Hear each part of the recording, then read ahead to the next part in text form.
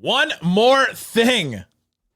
Should the Mavs draft Bronny James? Apparently, there's some familial ties to Bronny in the NBA and also Bronny on the Mavs. We'll talk about that and more on today's Locked On Mavs. Let's go. I'm here because I have to be here. Dallas is going to get a seat at the table. That's it. It's me versus the machine. Don't let his whiteness take away from his quickness. You can rest later. You're young. I need to recover here. Wait. One more thing. Yeah, off-season mode, baby. You're still locked into the Dallas Mavericks. My name is Nick Angstadt, media member and your best friend covering the Dallas Mavericks of the Locked On Podcast Network, your team every day. Today's episode is brought to you by FanDuel. Make every moment more. Right now, new customers get $200 in bonus bets with any winning $5 bet. That's $200 in bonus bets with any winning $5 bet. Visit FanDuel.com/lockedon to get started.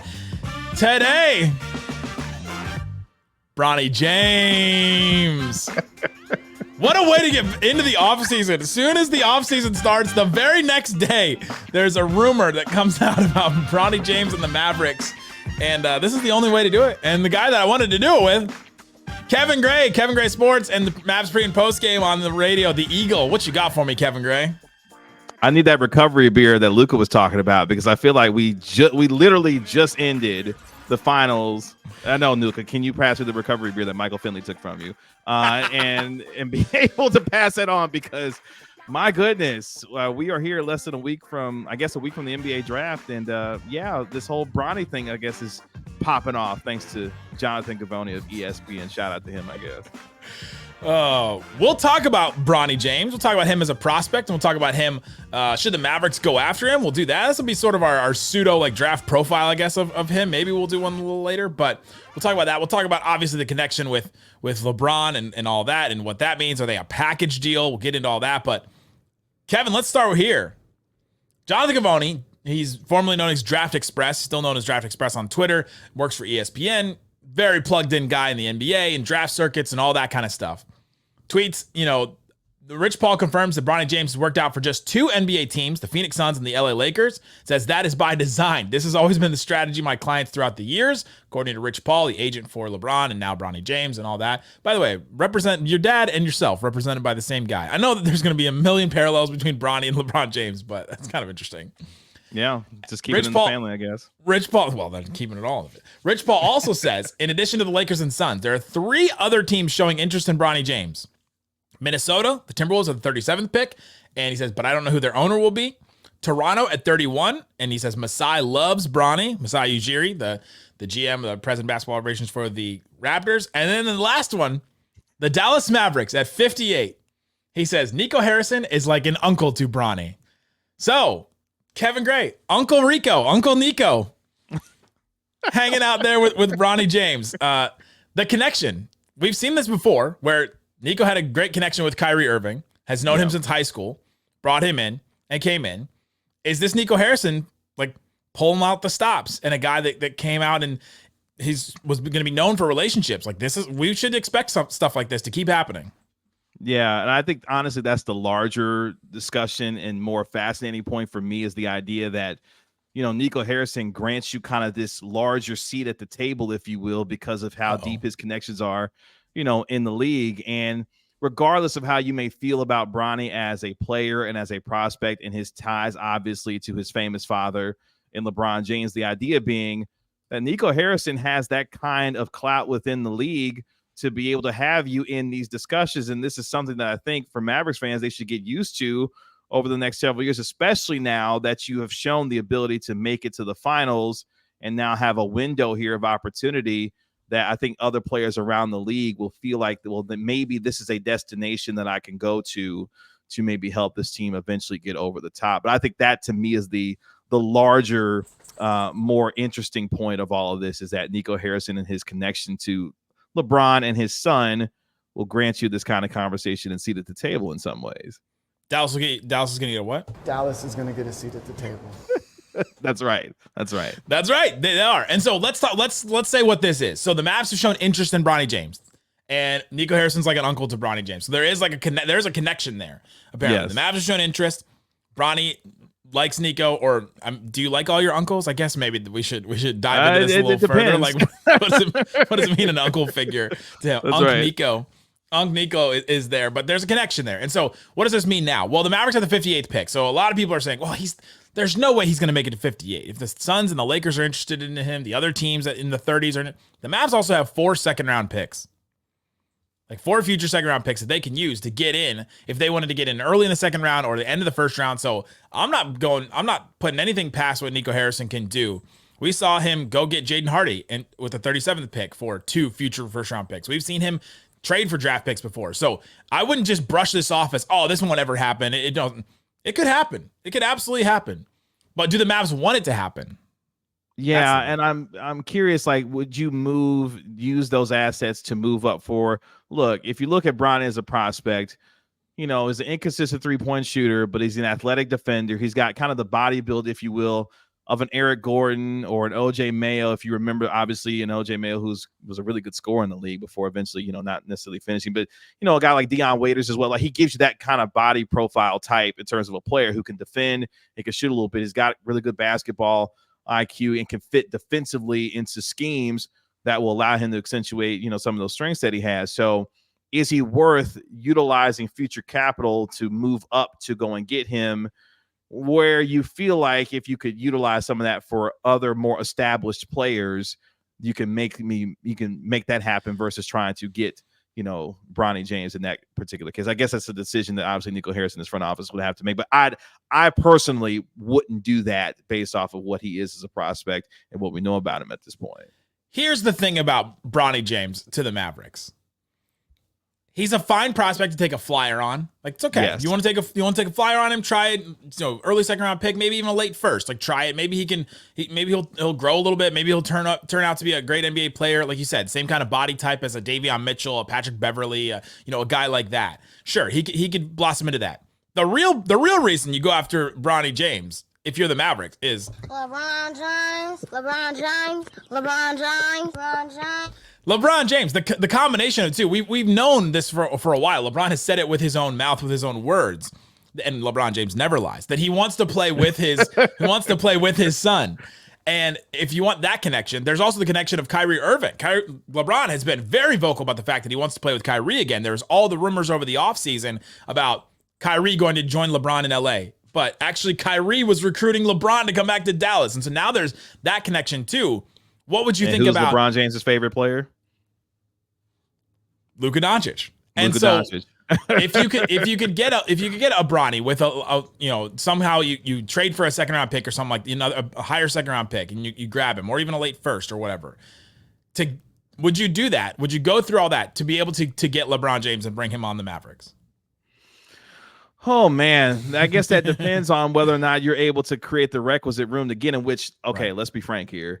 The Mavericks and what they have from an asset standpoint and their, salary cap situation, it would be extremely difficult. They would basically have to gut their roster to go and get LeBron James to bring him in on the kind of money that he's going to get from, the Los Angeles Lakers. But is it worth the idea of putting yourself in the conversation to get LeBron James? That's a calculus that I think here's the other part that makes me think about, why that may be something that the Mavericks consider here is you built a structure and an organization and a culture that could withstand the idea of having Kyrie Irving on your roster.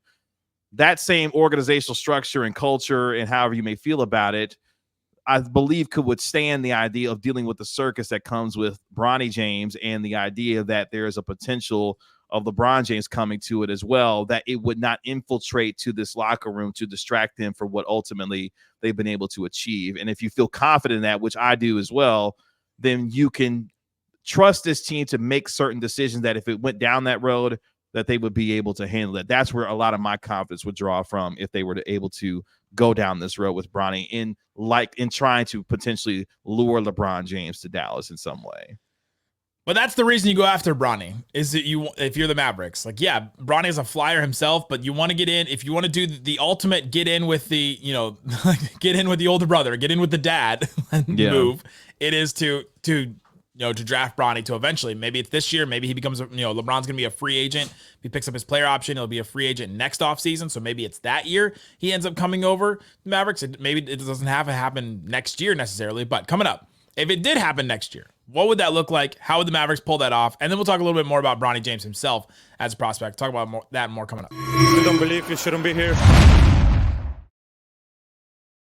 Today's episode is brought to you by eBay Motors. Passion, drive, patience. It's the winning formula the Mavs were 3 wins away from, but eBay Motors is always right there to get it to you. eBay Motors is everything you need to maintain your vehicle, level it up to peak performance. They have superchargers, roof racks, exhaust kits, LED headlights, and more, whether you're into speed, power, or style. eBay Motors has you covered with over 122 million parts to choose from for your number one ride or die: car, truck, SUV, van, truck, Suburban, whatever you want, a 15-passenger van that you put whatever in. With eBay's Guaranteed Fit, your part is guaranteed to fit your ride every time or your money back, because with eBay Motors, you're burning rubber and not cash. With all the parts at the prices you want, it's easy to make your car the MVP and bring home huge wins. Keep your ride or die alive at ebaymotors.com. Eligible items only. Exclusions apply.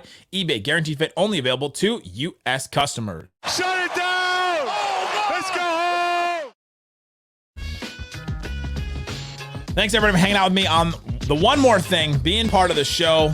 It's a bonus episode of Locked On Mavs because, you know, when news happens, you do the bonus episode and you bring out the One More Thing music and you do all that.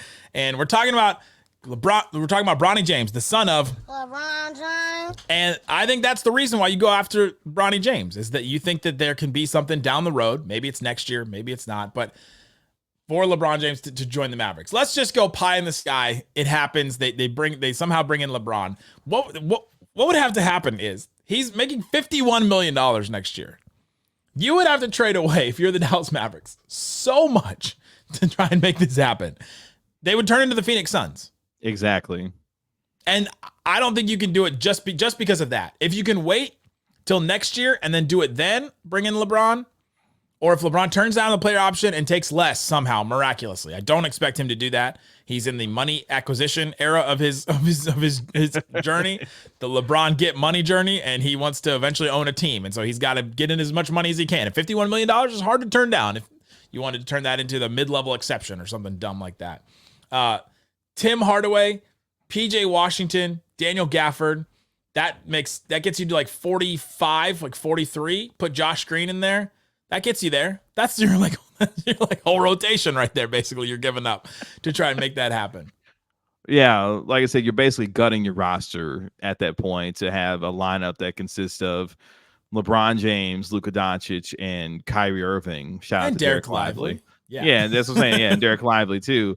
But you know, could that get you back to the NBA Finals? I mean, probably.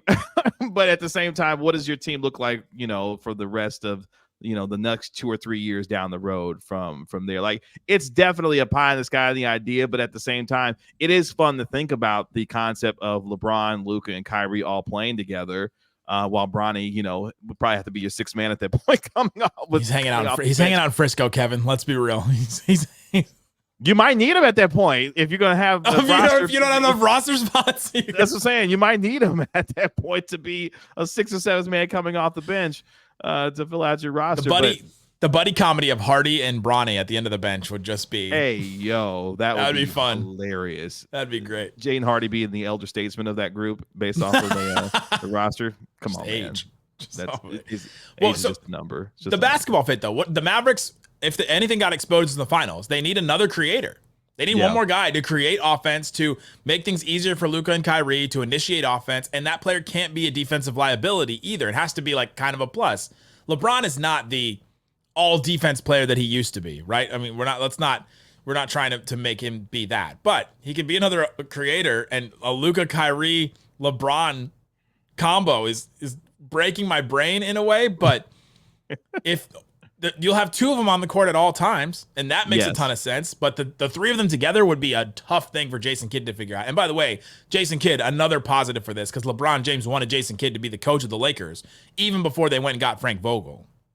Yeah, I think all of it from a basketball standpoint, the amount of IQ between the 3 of them would just be incredible. And I think they would obviously give opposing teams hell on both ends of the floor in a lot of ways, more so in terms of the offensive end on what they could do. But yeah, I think from a cultural standpoint, yeah, Jason Kidd would be just fine managing all of this to be able to handle LeBron, Kyrie, and LeBron James. Because you got, in essence, 3 grown-ups in the room. LeBron Well, James. maybe 2.5. Anyway, however you want to slice that up, you can figure that out for yourself. But the idea being, yeah, they would be just fine together. That part we won't necessarily be concerned about is how do you fill out the rest of it based off of what's behind them to be able to put together a good enough roster to handle all of this. Yeah, I don't think they could. I don't think they could do it. They'd look exactly like the Phoenix Suns. And is Exactly. Luka, Kyrie, and LeBron, does that solve enough things and fix enough problems? Is Luka, Kyrie, LeBron, Lively, and then who else could they still have? They would still have, like, you could keep Exum. You could keep one of probably Tim, PJ, Gafford, Josh Green, Maxey. You can take a guess on which one the Lakers would be like, yeah, you can keep that one. Yeah. Tim, you can stay in Dallas. You can stay. Well, I mean, he does have an expiring contract, and they could, So maybe they're for that. Off, I was just thinking, who's the worst player on that list? Like, it would just be very difficult to try and put a roster together. But if they could keep PJ somehow, like let's say they figured out a way to do it, that's a wild roster. That's a wild starting lineup. It would be an incredibly wild roster to have. Yeah, exactly. Trying to deal with Minnesota and Denver and everyone else. I don't think it makes any sense for LeBron James to come in now. If it's next year, and let's say he does decide, all right, I really just want to play with my son. He's on the Mavs because he got drafted there, and he's doing great. Like he's working his way. Jason Kidd keeps saying great things about him in the media, saying we're bringing him along slowly, and he's doing the right things. He'll have a roster spot next year, something like that. And then LeBron's contract is up with the Lakers, and then he joins the Mavericks. I think it makes more sense then if you want to do that and try and figure out something out at that point than if they try and force something now and just honestly just become the Phoenix Suns. Like they can't. I don't think they can do that. No, I don't think they can do that either. And honestly, it wouldn't fit in a lot of ways the timeline that you're trying to build. Because I mean, even with all of this, Luka Doncic is 25 years old. Kyrie Irving's already 32. So we're talking about potentially another year that you're adding on to that as part of a 3-year deal that, Kyrie's already on going into the second year of that deal, going into next season. So then you have to start thinking about potential extension with Kyrie Irving already. So on top of the fact that Luka's going to sign what's going to be a record, once we get there, but what is projected to be a 5-year, $367 million deal at the end of in the summer of 2025. So by then we'll have gambling in Texas, and they'll be able to pay. Oh wow! For it, look at you! Exactly. The Las Vegas Sands will be able to pay for it by then. That's right. So again, you got to think about some of the financial ramifications of not only Luka's extension, but also we got to start having a conversation going into this upcoming year about a potential Kyrie extension. Because of, again, as I mentioned, going into the second year of that 3-year contract that he signed, with Dallas. So there's a lot more to consider based off of where they are financially as well. Bronny himself, is that somebody that you'd have to probably invest some draft capital, and you don't have a ton. You've got 1 future first and 4 future seconds, I think including this 58th pick, right? And so is that somebody you would invest any kind of draft capital in to try and get Bronny in this draft? Let's say you're not guaranteed, LeBron James to join. Is that somebody you would go after? I'm not trading or using any future capital to go get him. If he happens to fall to me at 58, cool. We'll take the flyer on him. And as Rich Paul apparently says, the Mavericks will give him a guaranteed deal. I don't know exactly what that means, but it sounds cool, I guess, if you're Rich Paul and your client and Bronny. But yeah, he would have to fall to me at 58 before I actually take him there. Because again, you look at the profile that he has as a player, there's a lot of work for him to do to become a much more functional offensive player. I think defensively, he's got enough to be able to feel like you got enough to work with there, but he's got to have a lot of his offense created for him because he's not a guy that's going to go get his own bucket, which we know the Mavericks need someone to be able to not only be better on the defensive end, but also can go get his own bucket as well.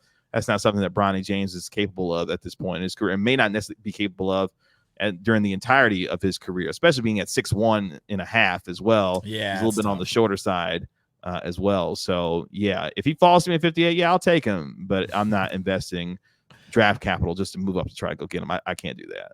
I'm in the same spot. They need that draft capital to improve the roster. They have holes still. Like, we didn't expect them to be in the finals because of the holes that the Mavs needed to fill. They needed to add some more offense. They probably need to be better defending at the point of attack. Like, there's guys that you can go out there and get with that draft capital. I'm not using it on Bronny James, a 6'1" guard that looked timid in college in his freshman year at USC. Imagine in the NBA what he ends up doing and like how long it takes him to get into like being able to contribute at a high level or at any kind of level with the Mavericks. So that's where I am with it. That's where we are. Go check out Kevin Gray at Kevin Gray Sports on social. Kevin Gray Sports on YouTube. That's the channel as well. Yes, sir. And yeah, we'll have more in the offseason. Reggie and I will do another episode today because this is what we do. Guys, thanks so much for hanging out with us on Locked On Mavs, being part of the One More Thing.